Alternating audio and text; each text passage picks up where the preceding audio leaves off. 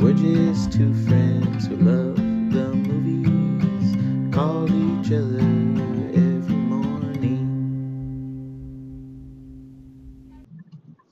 Yeah, man. Like that would be awesome. That would be pretty amazing, dude. if you say so. But Man, Sam, I uh, I wonder what you've been watching lately.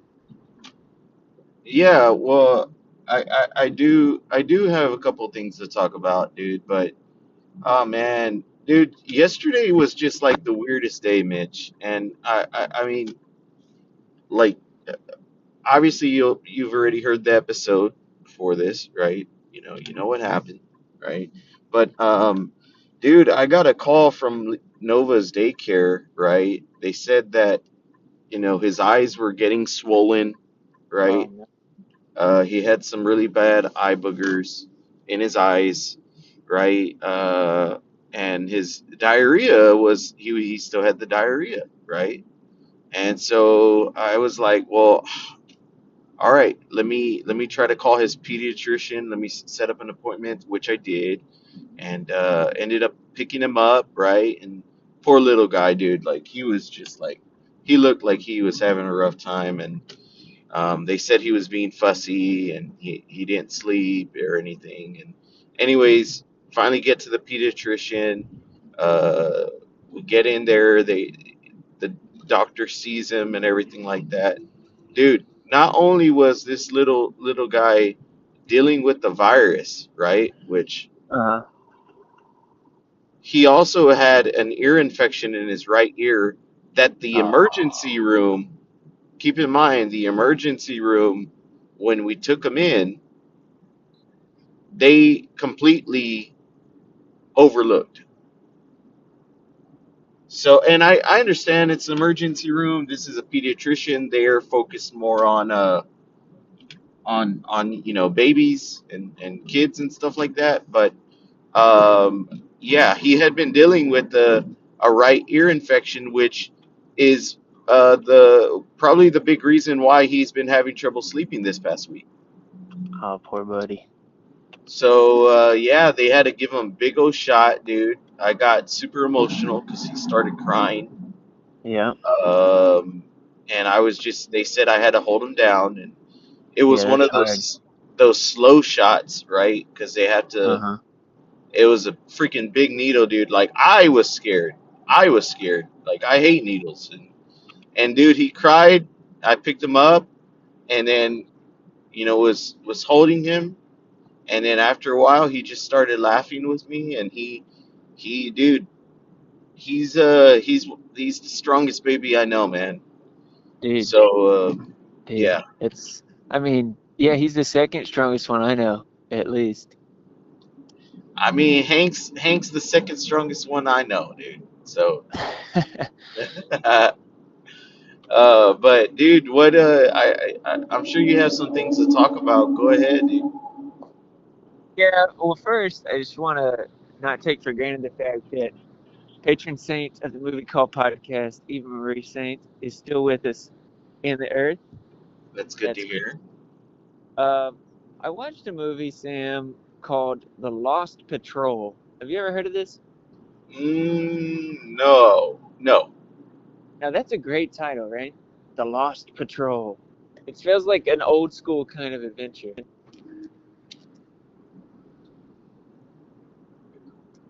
I'm trying to. Are you? Can you hear me? Yeah, did you Bluetooth it up? Oh no, no, no. I was. Yeah, you're on the car phone. Sorry, it just for a second there it sounded like it cut out, but then I was waiting to hear if you were going to continue. You said the Lost Patrol, right? Yeah, and I was just admiring the title. But you know how I first heard of this movie is it is the on record as the favorite film of Charles M. Schultz. Wow. Okay, that's Uh, like your hero right there. yeah, so obviously this has been on my radar for a long time, but you know how things go. I finally sat down to watch it, and it's very underseen. Like for example, on Letterboxd, It's like I think under 4,000 have seen it, but like only a few hundred have reviewed it. It's just in John Ford directs it, one of his early movies. Wow. Yeah, and Victor McLaglen, I think you say his name, Victor McLaglen. He was a character actor in a ton of Ford's movies. You would recognize Yeah. him. I've never really seen him in a lead role like this. Yeah. He's playing the role that, John Wayne would customarily play. Of course, this is before their big partnership. And then McLaglen, yeah, like he would usually play like a comic relief character actor kind of. And he's playing British, which he's Irish, and that was strange to see him like that. But apparently he's also won Best Actor. I think for a movie called The Informer or The Informant, something like that. And dude, the movie also has Boris Karloff in a supporting role, which Okay. is the only time I've seen him not as Frankenstein. And that was Frankenstein's monster. That was interesting. He plays like a crazy Christian character, which is a trope in movies that I oh well. And dude, it's got a lot of surprises, and I recommend fans of classic films see this movie. Yeah. It's I and it's nice that like I'm not gonna do any more damage because it's just kind of one of those things that you find and it's like an artifact. Yeah. And I think too, this is one more interesting note of trivia is it was a remake of a movie called Lost Patrol, and that movie was from 1929 and it's Yeah. gone. We don't have it anymore. Which Wow. that always gives me kind of an There's interesting no feeling copy of it at all. that we know of. Now, one of the really fun things about film history is when occasionally across time they'll discover a film that they think Yeah. is lost. Oh yeah. There's so many cool examples of that. That was my pitch for the new Indiana Jones movie, but they didn't do it. There's still time. Um, Dude, and you should just write it into a story, man. Yeah, I should just do that. Yeah, But The dude, Lost Patrol, that was a good movie. we should just collab and just Yeah. write a story about it. Dude, well, I had never heard of it. I'm glad you got to watch that. I know Schultz is your hero, so really looking forward to looking at your review more in depth on Letterbox. It's funny that you said crazy Christian character, right? It's funny Uh, how movies tend to kind of like have those characters in them, right? What if you had to say, Mitch? What movie do you think perfectly, like, accurately captures like Accurately? like That, Christians as you know them, like from growing up in Alabama? That you've seen a movie and you're like, okay, yeah, that's how it is. That's how it is. oh, that's a tougher one because I think usually with the trope it's more of a cartoon, but there are accurate renditions of Christians in films that have less that don't have very laudable behavior. I'm Yeah. struggling to maybe like huh, you know what? That's a tough one, Sam. Do you have one in mind? I mean, I could it. I've Because noticed a that. lot of times I don't think they play it fair, is my point. Yeah, Now because so there's so many lines I'm trying to thread here. I was thinking of like, you know, Elmer Gantry. I was like, but he was a huckster. And then I think sometimes they'll play them, reacting to some very controversial moral issue, and the film language will just say, "See how stupid and evil this person is for yeah, thinking this is immoral." And then there's some like the Apostle where it's very complicated and gray. It certainly has like very bad behavior, but is like yeah, also has some good qualities. And then there's things like the Da Vinci Code. I think had was that the one with Paul Bettany, where yeah, he was yeah, crazy, and that one's just like an over the top cartoon. And then there's this one which started off very good, Boris Karloff, but they're in the desert going crazy. So is it really his Christianity that's cracking him up?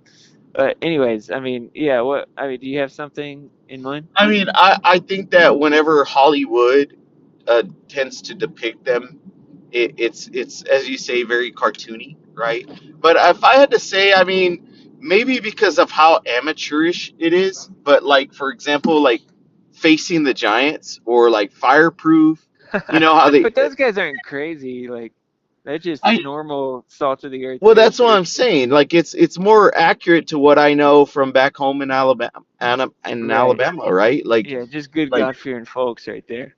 yeah, like it's like okay, yeah, the movie may not be great, but I know these people. Like I've gone to church with these people, right?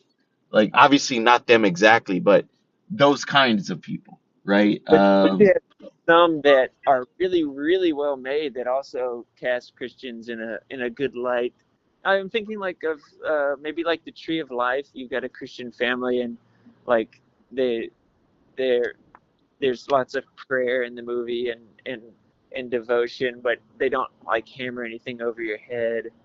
Um, or something like maybe even gosh, oh, like Sergeant York, you know, Yeah, or like the Mister Rogers film, or How Green Was My Valley, or yeah, Minari. Minari was Minari's an interesting one because he's kind of like a wild card, but he's also like a very beautiful person. Uh, Calvary, um, because of When Dixie, small things like these. There's a lot of really good examples yeah. like Oh yeah, that. there are, and you know, you mentioned Tree of Life, Mitch, and you're speaking of prayer. You know, we need to, man, we need to keep Brad Pitt in our prayers, man. I don't know if you saw that news that came out. Oddly enough, yeah, I did see that headline. You did That see what that? you're talking about, that he's not quote sober anymore. Yeah, yeah. Well, Um, you know, it's interesting because I think a lot of times it's not just one thing. I'm probably speaking a little too much out of turn here, but I don't think addiction follows kind of one pathway in terms of, I think some people can use the program and get something out of it, and if they yeah, leave the program, it's not necessarily that they're going to spiral again. I mean, he did yeah, use off the wagon language, but he also was saying like, you know, I have kind of these limitations for myself, and you know, they say if you're an alcoholic that goes out the window and doesn't matter, but yeah. I don't think it's one size fits all. So I mean, it didn't seem like in that if you read about it. Now I'm really showing my cards for reading celebrity gossip now, but he didn't seem like he was. It seemed more a little more clickbaity than you would think. Yeah. Well, folks, and that's a good transition to a new segment that we're gonna have, celebrity gossip, that Mitch is gonna be leading from now on. So No, no, no, no. I look, the only time like I'm not what happens is I use Edge, Microsoft Edge, and if I click a new tab, there will be like a it's like smattering of headlines. it's like Like MSN or something, right? exactly, exactly. And I get you. sometimes that'll get me. But no, I'm not trying to be the celebrity gossip guy.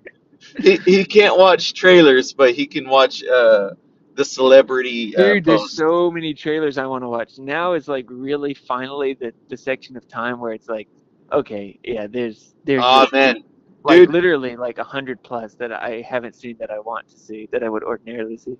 there's a new James Gray movie, I Paper know. Tiger.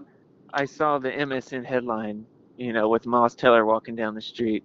Uh, Dude, it looks what's it good, man. called? It's got Paper Adam Tiger. Driver, Paper Tiger. So, yeah, it's some like a New York crime thriller, I think.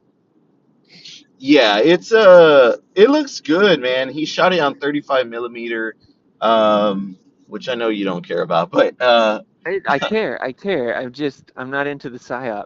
But James Gray is kind of hit and miss for me. I didn't love The Lost City of Z. I oh, I loved love Ad him. Astra. I didn't love what was it? Not Apocalypse. Armageddon Time. Armageddon Time. I didn't like that. I liked it. I just didn't love it. And so, you know, we'll see where this one kind of falls. Yeah. I love Lost City of Z. I watched that in theaters and on a huge screen, and it was both beautiful. It was a movie that it was one of the rare movies where I felt like it was beautiful and also terrifying at the same time. As we I get get that. Have you as we seen get close. the Herzog movie Aguirre? Uh, gosh, it's got a subtitle. No, Aguirre. no, I've always wanted to watch that, but I will say there's another movie on it's on YouTube for free called Invincible with Tim Roth that Roger That's D. similar. Well, no, but it was on Roger Deeper's top 10. He gave it 4 out of 4.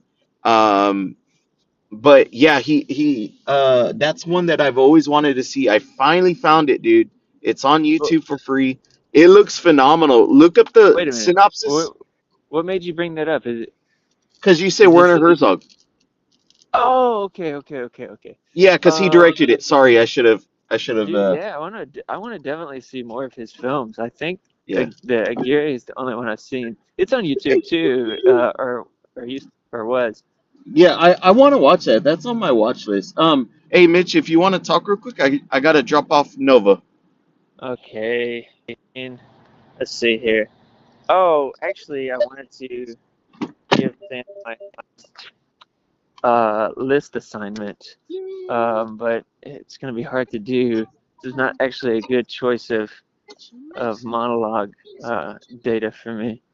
But the next list I want us to do, now Sam picked the last one, which was our Christopher Nolan rankings. The next ranking list I want to do, and just so you know, so far we've done the top saddest movies. We've done the, oh no, escaping. Sam usually will do like oh yeah, we did superhero rankings. He wanted to do superhero rankings. I wanted to do the top saddest movies, and he wanted to do Christopher Nolan rankings. And now what I want to do is the top 10 biopics or biopics. Pick your poison. And I have a few rules for it. Sam, are you back? I have a few rules for it. It can't be an auto biopic. I'll give him these rules off air so you don't have to suffer through it twice. So it can't be something like The Fablemans or Roma or Belfast. It can't be made by the filmmaker as like a loose adaptation of his life or childhood. It can't be just a historical figure that's being realized on screen at a moment in time. It has to cover um, a section of life. Um, and yeah, that's what I want to do. The silence. The silence. Yeah, with Lost City of Z, I think for me, Charlie Hunnam, I was pretty cool on him at the time. I've warmed up to him a little. I don't get excited when he is the star of a film. I like when he's supporting. Like for example, in Jungle Land, he was great in a supporting role, and that was one of my favorite movies of that year. But he's one of those that keeps getting cast that I have a hard time getting excited about. Even though I know he's a good actor, like Jason Clarke, I just can't get excited when he's in a movie or like a Patrick Wilson. These guys, have great agents, have a lot of goodwill in the industry, give good performances, but to me, just don't really. I would just pretty much every time they're cast, I think, man, somebody else could have done a better job in that role. Thinking about New York crime thrillers, read James Gray. I know there's been a lot of talk about Heat 2, and it's got, right, I think, DiCaprio and Bale, which a good question is that the De Niro and the Pacino of our generation? Well, they've never been on screen together is one of the big draws, and of course that was the big draw of uh, getting Pacino and De Niro together back in time on the same screen together. So I wonder what the analog or equivalent to the diner scene is gonna going to be in this movie, but I'm sure everybody's excited just to have those two go head to head in a scene. For me, it's no contest who's the better actor in that scenario. Who are you talking about? Bale and DiCaprio. Oh, in the new Heat movie. Right. So Sam, I'm gonna give you the rules off air so listeners don't have to listen to it again. But I do want to tell you that I've selected our next ranking video Okay. topic, and it's top 10 biopics. Oh, okay, that's cool. That's interesting. All right then. Yeah. Hmm. So we'll do that soon. Nice. And you have the rules? Yeah, I've got a couple of rules I'll share with you off air. All right, sounds good, man. I know you were talking about how Bell and DiCaprio, dude. I'm excited for Bell and Cage in the Madden movie. Oh yeah, man. I'm Y- y- excited for that too. you haven't seen the Is trailer, that right? David O. Russell? Yeah, that's David O. Russell, man. The trailer look, dude. I never would have thought Cage as Madden, but in the trailer, they they they proved me wrong, man. I was I'm like, really whoa. happy about that cast, Sam, because I'm glad that he's getting to do something that's more normative. Oh yeah, instead of like a superhero movie or very like a crazy role, right? Like it's Exactly. something he can transform in. Like he's not playing Cage, he's playing a real life person, right? Yes. Yes, I think that's great. I hope that we get lots more variety in the Cage castings over the next few years. Yeah, I hope this kind of opens the door more for him to start. I know like what, he's in his 60s, I think, Yeah. if I'm not mistaken. I hope this opens the door for him to kind of start like, okay, let me I can still do the spider noir cuz right, like he puts on a mask so it's not really him, he's just doing like voice work, right? Yep. Um but he can also take on these more serious kind of roles very similar to like Pig, which is phenomenal, right? Yeah, even Pig, I felt that was a good kind of distillation of sort of what people understand because that character was still like strange and bizarre. I want him to be playing like regular guys more, and I think Madden's a closer on ramp to that.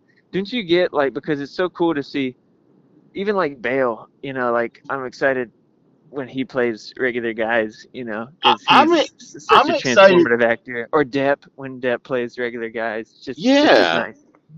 I'm excited to see Cage and Bell as like, because in the movie they're best friends in Madden, right? Yeah, they get to be scene partners. It's gonna be fun. Bale makes everybody that he's on screen with seem like a better actor, and Yeah, so when he's acting with great actors, it's just awesome, dude. I love watching him act. dude, it's like it would be funny if like you act and you're just so terrible, but then you'd have a scene with Bell and it's just like you're like damn, Mitch is actually good just by being in the same scene as Bell. Yeah, yeah. Just No, it brings you up with him. you're right. Like he's just kind of like any movie he's in, he kind of just like okay, this is a higher quality film than what it should be. Even if the movie isn't that great, you know? Yeah, Like well, look, people were down on O. Russell's last movie. I liked it. I liked it.